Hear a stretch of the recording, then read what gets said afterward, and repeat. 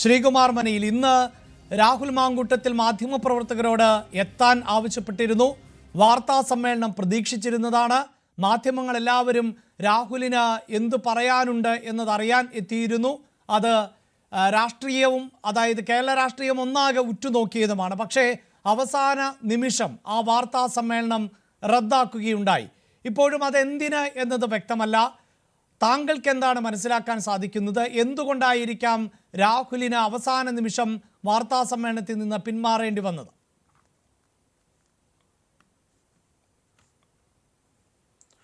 അഭിലാഷേ, എന്തുകൊണ്ടായാലും രാഹുൽ മാങ്കൂട്ടത്തലിന്റെ രാജി, MLA സ്ഥാനത്ത് നിന്നുള്ള രാജി ഇനി വൈകിക്കുന്തോറുന്നു കോൺഗ്രസും UDFും കൂടുതൽ രാഷ്ട്രീയ പ്രതിസന്ധിയിലേക്ക് വഴുതി വീണുകൊണ്ടേയിരിക്കും.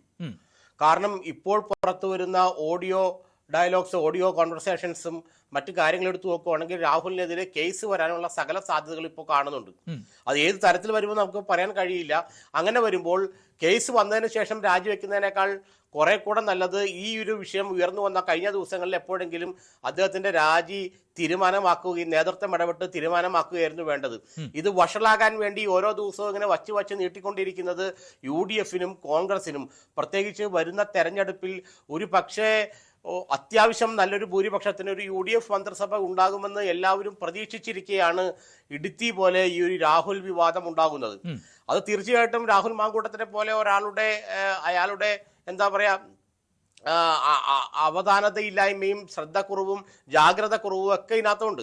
അതെല്ലാം അവിടെ നിൽക്കുമ്പോൾ തന്നെ എന്തുകൊണ്ടാണ് ഇദ്ദേഹത്തിന്റെ രാജി എഴുതി വാങ്ങാൻ അല്ലെങ്കിൽ MLA സ്ഥാനം രാജിവെപ്പിക്കാൻ ഇവർ മടിക്കുന്നതെന്ന് എനിക്ക് മനസ്സിലാകുന്നില്ല. അല്ല, അവിടെയാണല്ലോ ഇവർ കൃത്യമായി പ്രതിരോധം തീർക്കുന്നത്. സമാനമായ ആരോപണം നേരത്തെ CPIM-ന്റേതുൾപ്പെടെയുള്ള MLA-മാർക്കെതിരെ ഉയർന്നു വന്നിട്ടുണ്ട്. പാർട്ടിയിൽപ്പെട്ടവരും, അതായത് കോൺഗ്രസിൽ പോലും ഇത്തരത്തിലുള്ള വിവാദങ്ങളും ആരോപണങ്ങളും ഒക്കെ ഉണ്ടായിട്ടുണ്ട്. ഇപ്പോൾ പോലും നിയമസഭയിൽ ഉൾപ്പെടുന്ന MLA-മാർ, കോൺഗ്രസിന്റെ MLA-മാർ ഉൾപ്പെടെയുള്ളവർക്ക് നേരെ ഇതുമായി ബന്ധപ്പെട്ട, അല്ലെങ്കിൽ സമാന സ്വഭാവം എന്ന് പറയുന്നില്ല എങ്കിൽ പോലും ഏതാണ്ട് സാമ്യമുള്ള വിഷയങ്ങളിൽ വിമർശനങ്ങൾ ഉയർന്നു വന്നിട്ടുണ്ട്. അവരൊന്നും MLA സ്ഥാനം രാജിവെച്ചിട്ടില്ലല്ലോ എന്നുള്ളതാണല്ലോ ആ പ്രതിരോധം. ഹലോ അഭിലാഷ്, ഞാനത് പറഞ്ഞുതരാം. എന്താ സംഭവം എന്ന് വെച്ചാൽ ഇതിനകത്ത് പറഞ്ഞോളൂ. ഹലോ, ഞാനത് പറഞ്ഞുതരാം. എന്താ സംഭവം വെച്ചാൽ ഈ ഇപ്പൊ മുകേഷിനൊക്കെ എതിരായുള്ള ആരോപണം എന്ന് പറയുന്നത് അദ്ദേഹം രാഷ്ട്രീയത്തിൽ ഇറങ്ങണോ എന്ന് പോലും ചിന്തിക്കാത്തൊരു കാലത്ത് നടന്ന ഒരു സിനിമയുടെ ഭാഗം, അല്ലെങ്കിൽ സിനിമാ പ്രവർത്തനത്തിന്റെ ഭാഗമായിരുന്ന ഒരു ഇൻസിഡന്റ് ആണ് ഇപ്പോൾ പൊങ്ങി വന്ന അദ്ദേഹത്തിനെതിരെ ആരോപണമായിട്ട് വരുന്നത്. അന്ന് അദ്ദേഹം MLA ഒന്നും ആയിരുന്നില്ല. ഇനി രണ്ടാമത് കോൺഗ്രസിലെ കാര്യങ്ങൾ നോക്കാം. എൽദോസ് കുന്നപ്പള്ളിയുടേതായാലും ഈ പറയുന്ന M. വിൻസിന്റേതായാലും അതെല്ലാം ഈ പാർട്ടി അറിയുന്നപ്പോഴാണെന്ന് അറിയാമോ? ഈ രണ്ട് വ്യക്തികൾ തമ്മിലുള്ള വിഷയം ഒരു കേസ് ആയപ്പോഴാണ് പാർട്ടി ഇപ്പോൾ ഇത് അറിയുന്നത്. കാരണം അത് തികച്ചും വ്യക്തിപരമായ ചില വിഷയങ്ങളുടെ പുറത്തുണ്ടാവുകയും കേസായപ്പോൾ, ആരോപണം ഉയർന്ന് കേസായപ്പോൾ മാത്രം പാർട്ടി അറിയുകയും ചെയ്തതാണ്. എന്നാൽ രാഹുൽ മാങ്കൂട്ടത്തിന്റെ കേസ് അങ്ങനെയല്ല. കഴിഞ്ഞ 3-3.5 വർഷമായിട്ട് പാർട്ടിയുടെ മുന്നിൽ രാഹുലിന്റെ ഇത്തരം പെരുമാറ്റങ്ങളിലെ പ്രശ്നങ്ങൾ നിലനിൽക്കുന്നുണ്ട്. ഈ പരാതി പറഞ്ഞവരെയും ഈ ഇരകളെയും എല്ലാം ഏറെക്കുറെ എല്ലാ പാർട്ടി നേതാക്കൾക്കും അറിയാം. അപ്പോൾ ഇവർക്കാർക്കും ഇടപെട്ട് ഇതിൽ നിന്നും അയാളെ മോചിപ്പിക്കാൻ കഴിഞ്ഞില്ല. അപ്പോൾ ഈ രാഹുൽ യൂത്ത് കോൺഗ്രസിന്റെ സംസ്ഥാന അധ്യക്ഷനായിരിക്കുമ്പോഴും MLA ആയിരിക്കുമ്പോഴും അതിനു മുമ്പ് യൂത്ത് കോൺഗ്രസിന്റെ നേതാവായിരിക്കുമ്പോൾ ഈ കാലയളവിലാണ് ഇതെല്ലാം സംഭവിക്കുന്നത്.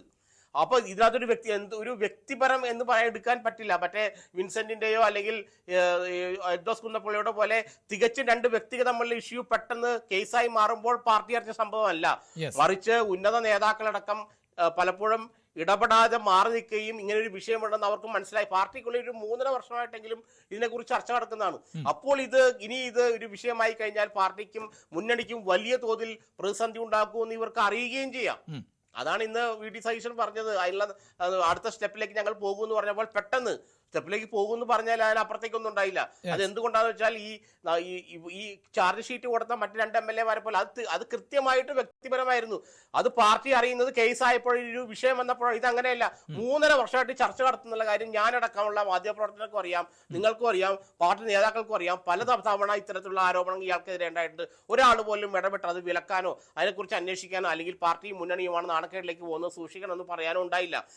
ആ ഒരു അവധാനത കുറവ്, ജാഗ്രത കുറവ് പാർട്ടി. അങ്ങനെയെങ്കിൽ ഇപ്പോൾ ഈ സംരക്ഷണം ഒരുക്കുന്നത് ആരായിരിക്കാം? കാരണം ഈ പ്രതിഷേധം നയിക്കുന്നത്, അതായത് CPIM-ഉം BJP-യും ഒരുപോലെ രാജി ആവശ്യം ശക്തിപ്പെടുത്തുന്നുണ്ട്. ഉന്നയിക്കപ്പെടുന്ന പ്രധാന വിമർശനം എന്നത് VD സതീശനും ഷാഫി പറമ്പിലുമൊക്കെയാണ് ഈ രാഹുൽ മാങ്കൂട്ടത്തിന് ഇപ്പോഴും സംരക്ഷണം ഒരുക്കുന്നത് എന്നാണ്. പക്ഷേ സതീശന്റെ വാക്കുകളിൽ അത്തരത്തിലല്ല പ്രകടമാകുന്നത്. സതീശൻ ആവർത്തിച്ച് പറയുന്നുണ്ട് ഇത് ആദ്യ സ്റ്റെപ്പാണ് എന്ന് പറയുന്നുണ്ട്. പക്ഷേ ഷാഫിയുടെ വാക്കുകൾ അങ്ങനെയല്ല. ഷാഫി ഇപ്പോഴും ഒരു പരിധിവരെയെങ്കിലും ആ സംരക്ഷണം ഒരുക്കുന്നു എന്ന് വേണം നമുക്ക് ആ വാക്കുകളെ മനസ്സിലാക്കാൻ. എന്റെ അഭിലാഷെ, ആര് സംരക്ഷണം ഒരുക്കിയാലും അതിന്റെ സമയമെല്ലാം കഴിഞ്ഞുപോയി. സംരക്ഷണം ഒരുക്കണമായിരുന്നു. എന്തുകൊണ്ടാണ് ഈ വിഷയങ്ങളൊക്കെ ഉയർന്നു വന്നപ്പോൾ ഇതെല്ലാം ഇവരുടെ കയ്യിൽ ഉണ്ടായിരുന്ന സമയത്ത് അത് കൃത്യമായിട്ട് അനലൈസ് ചെയ്ത് കാര്യങ്ങൾ ചെയ്തെങ്കിൽ ഈ പ്രശ്നങ്ങൾ ഉണ്ടാവില്ലായിരുന്നു. ഇതെല്ലാം കൈവിട്ട് പോയിട്ട് ഈ MLA എന്ന് പറയുന്ന ആളും അദ്ദേഹത്തിന്റെ ഇരകളും തമ്മിലുള്ള കോൺവെർസേഷൻ അടക്കം കൃത്യമായി പുറത്തു വന്ന് അത് ആരുടെ ശബ്ദമാണ് തിരിച്ചറിഞ്ഞ് കേരളീയ സമൂഹത്തിന്റെ മുമ്പിൽ ഇത് ഇങ്ങനെ കൃത്യവും വ്യക്തമായി കിടക്കുമ്പോൾ പിന്നെ എങ്ങനെ എന്ത് സംരക്ഷണം ഒരുക്കാൻ കഴിയുന്ന നിങ്ങൾ ഈ പറയുന്നത്? ഒരു സംരക്ഷണം ഒരുക്കാൻ കഴിയില്ല. ഇത് എന്താ പറയാ, ഈ കൂടുതൽ പ്രശ്നങ്ങളിലേക്ക് അല്ലെങ്കിൽ മോശമായതിൽ നിന്നും കൂടുതൽ മോശമായതിലേക്ക് പോകുക എന്നുള്ളതിലെ ബാഡ് ടു വേഴ്സ്റ്റ് എന്ന് നമ്മൾ പറയില്ലേ, അതുപോലെ തന്നെ മോശമായതിൽ നിന്നും കൂടുതൽ മോശമായതിലേക്ക് പോകുക എന്നത് കവിഞ്ഞിട്ട് ഒരു സംരക്ഷണം ആർക്കും ഇക്കാര്യത്തിൽ രാഹുൽ മാങ്കൂട്ടത്തിന് ഒരുക്കാൻ കഴിയില്ല. അങ്ങനെ ഒരുക്കുന്ന ആരെങ്കിലും ഉണ്ടെങ്കിൽ അത് വേറെ എന്തെങ്കിലും താല്പര്യങ്ങളെ പുറത്തായിരിക്കാം. അതിന്റെ ഫലം അനുവദിക്കേണ്ടത്, അതിന്റെ പിഴ കൊടുക്കേണ്ടത്, അതിന്റെ പെനാൽറ്റി കൊടുക്കേണ്ടത് പാർട്ടിയും മുന്നണിയുമായിരിക്കും. കാരണം 6 മാസമേ ഉള്ളൂ ഈ നിയമസഭാ തെരഞ്ഞെടുപ്പിന്. CPM എല്ലാ ആയുധങ്ങളും നഷ്ടപ്പെട്ട് നിരായുധീകരിക്കപ്പെട്ട് കേരള ജനതയുടെ മുമ്പിൽ നിൽക്കുമ്പോൾ ഇന്നാ പിടിച്ചോ വാളെന്നും പറഞ്ഞ് അവരുടെ കയ്യിലേക്ക് വച്ചു കൊടുക്കുന്ന ഇടപാടാണ് ഇപ്പൊ നടന്നത്. ഇനിയെങ്കിലും നേതൃത്വം ഇടപെട്ട് അയാളെ MLA സ്ഥാനത്ത് നിന്ന് രാജിവെപ്പിച്ചാൽ വരുന്ന തെരഞ്ഞെടുപ്പിൽ രണ്ടാഴ്ചക്കുള്ളിൽ നിയമസഭ കൂടും. അവിടെയൊക്കെ ഒന്ന് മുഖം രക്ഷിച്ച് നിൽക്കാം. അതല്ലെങ്കിൽ ജനങ്ങളുടെ മുമ്പിൽ ഇനിയും നാറുകയുള്ളൂ. അഡ്വക്കേറ്റ് തൗഫീഖ്